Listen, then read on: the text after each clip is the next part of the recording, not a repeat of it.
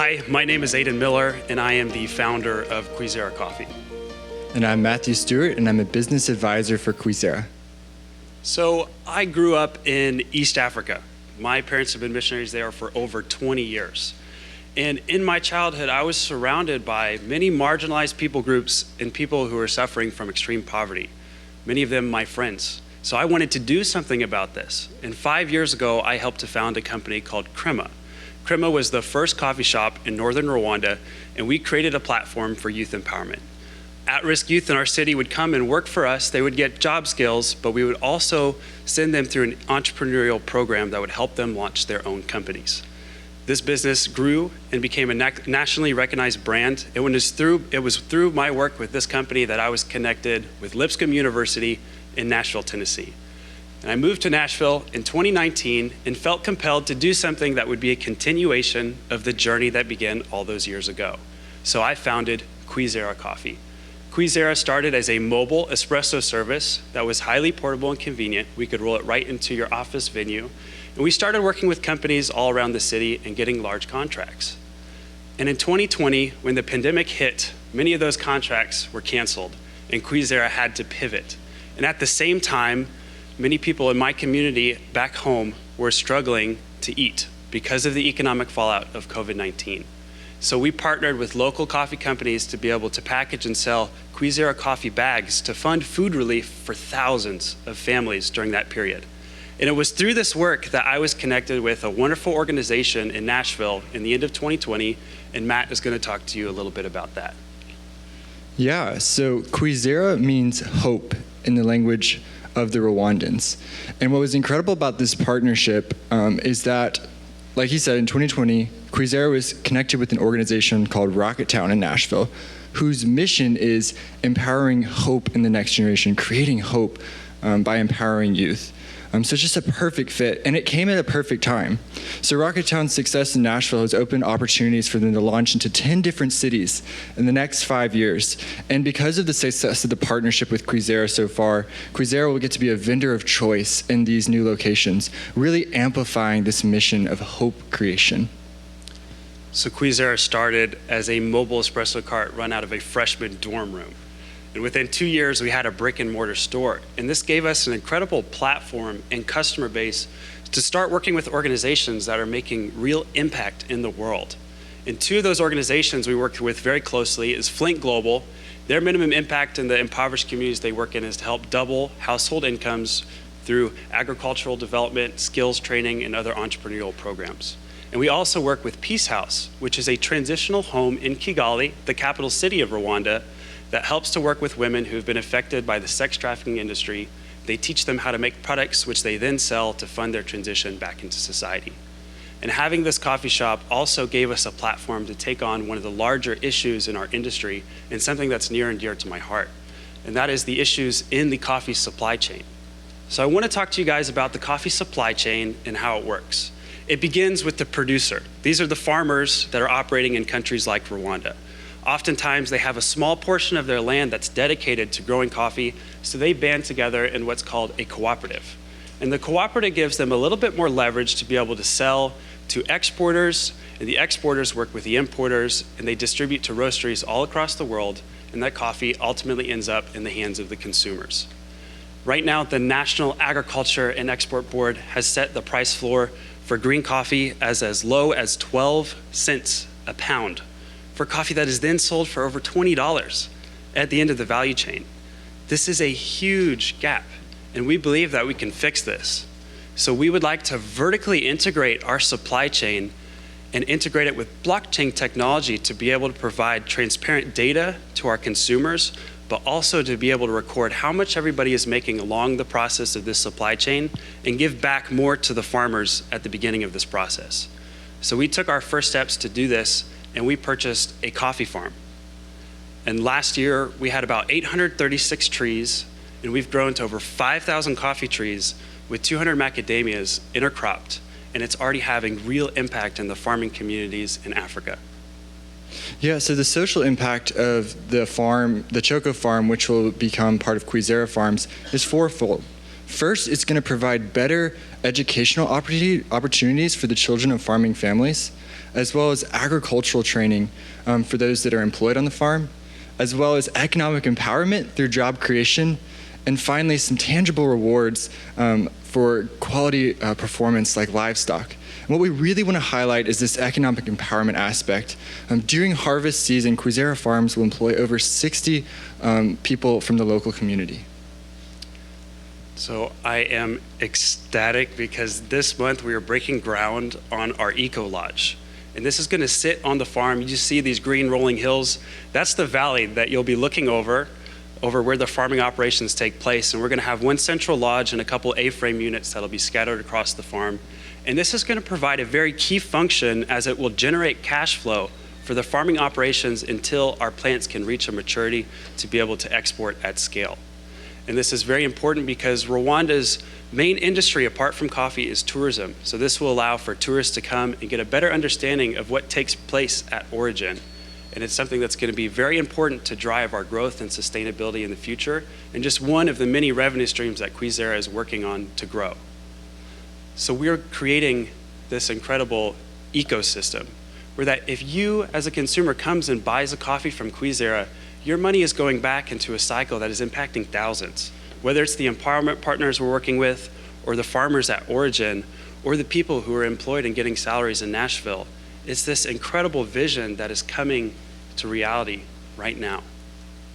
So in summary, Kwizera's revenue streams include not only the retail and farm operations where the green coffee is being grown and we have the ecotourism, it also includes education through training, as well as growing macadamias and in the future coffee, flour, honey, as well as the retail / online operations and the coffee carts where it all started. So it's been incredible to look at the growth that Kwizera has experienced in such a short period of time. We went from $17,000 in revenue just in our events model to the next year being able to generate $112,000. And this year in our retail store alone, we're outpacing last year's monthly sales by 121%. And we believe we could reach a $4.5 million valuation in the coming years.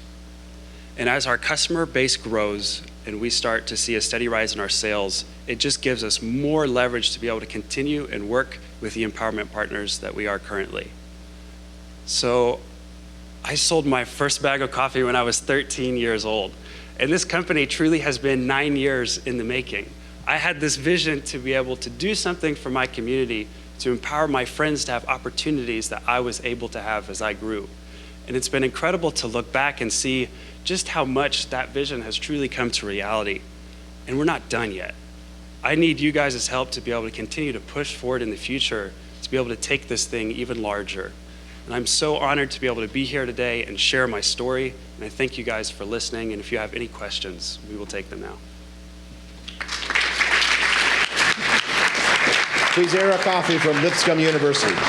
Judges? Yeah, real quick, first off, I think your business plan ought to be shared with everyone. I mean, it is fantastic. It's well written. It's clear.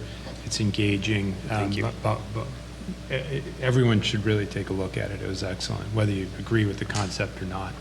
I'd love to get your thoughts on, aside from the 12 cents to $20, how are people marginalized, or where is there corruption in this process that you're going to need to worry about coming in from getting the coffee, A, grown, and B, all the way distributed to you?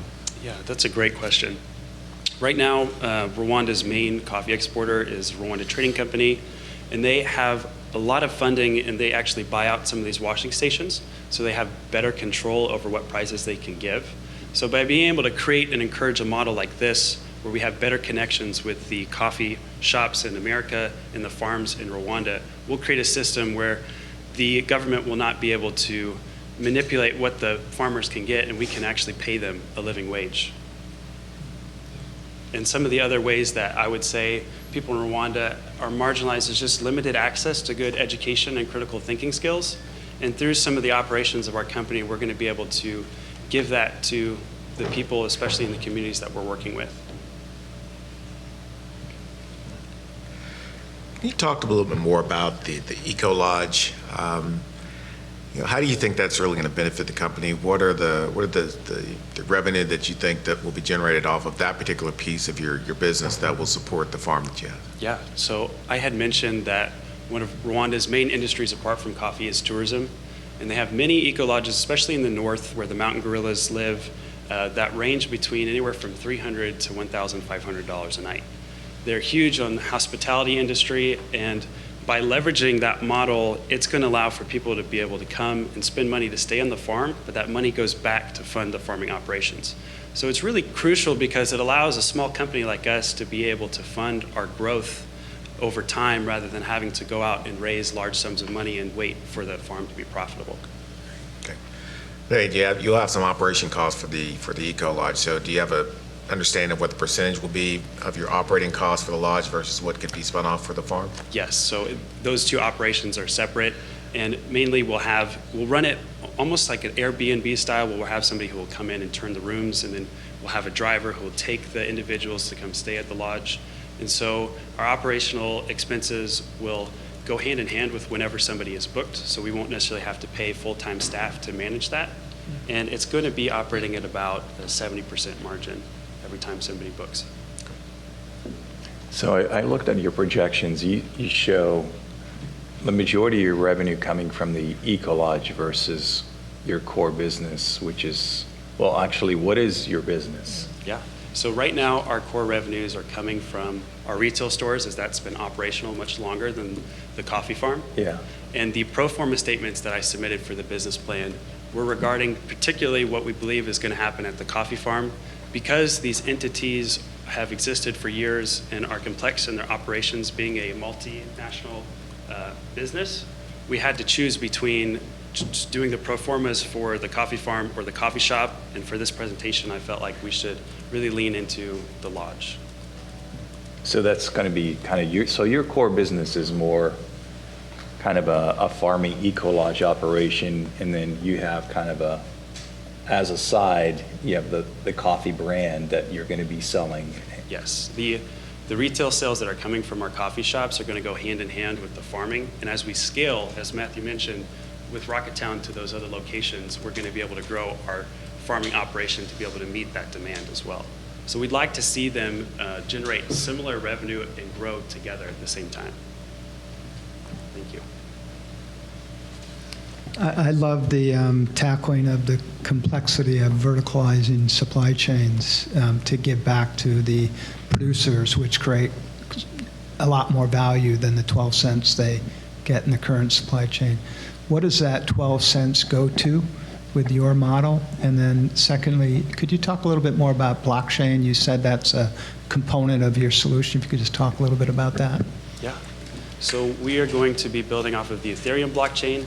And for those of you who might need some education on blockchain technology, it is just a ledger entry system to be able to keep data and not have it manipulated. And so that's going to allow us to have a platform to just record and help people visualize where our transactions are going.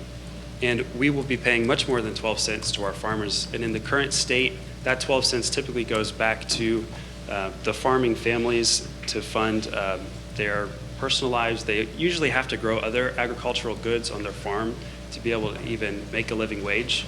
The main issue right now is that that's not happening, and many of these multi-generational farms are actually deciding to stop coffee farming and move into other crops or move to the city to try to find better jobs. So what we're doing will tackle that issue. So on the blockchain, it'll capture the transparency in the transactions and the flow so that everybody will see where the ultimate value goes. Exactly. Yeah, and I have this vision that if you're a customer, you'll come in, you could scan a QR on your cup, and it'll take you to this visualization where you can see each step of the process and how much your purchase actually gave back to that. Awesome, thanks. So a tactical question and a more strategic one. The tactical one is then, are you going to transact in Ethereum for all of your business all of the components of your business, or just specifically in how you're paying farmers? Could you talk a little bit about that? And then long-term strategically, and this really builds on Abe's question about your core business and kind of which component we're talking about here. you've had a lot of rapid growth and rapid success, so congratulations to you. 5 years into the future, what do these companies look like, and what does success look like to you? Thank you. Thank you for those questions.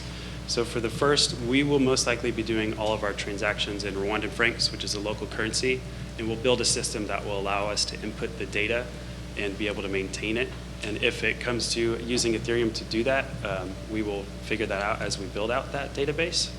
And for your second question, as we continue to grow, I would really like to be able to see Kwizera have a presence in a lot of the main cities in the United States. And through that, we will have connections with roasteries as well, so we can move into the distribution of green all across the world.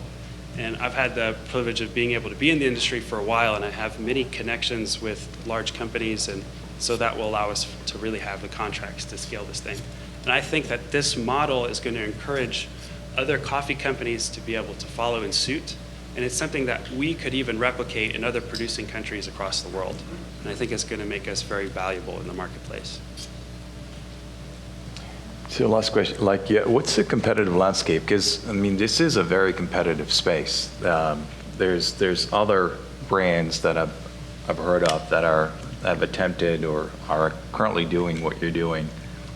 So, how are you going to distinguish yourselves when you go out in the market? Yeah, that's a great question.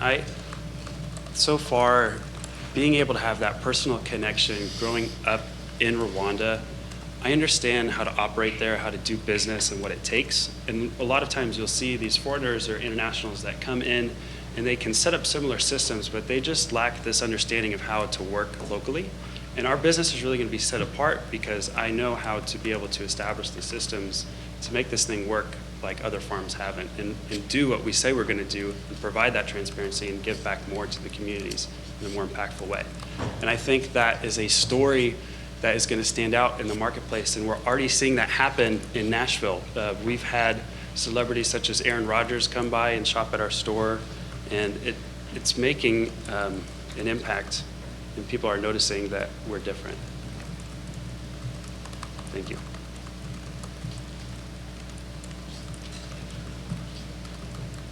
Let's give it up one more time for Kwizera Coffee, Lipscomb University.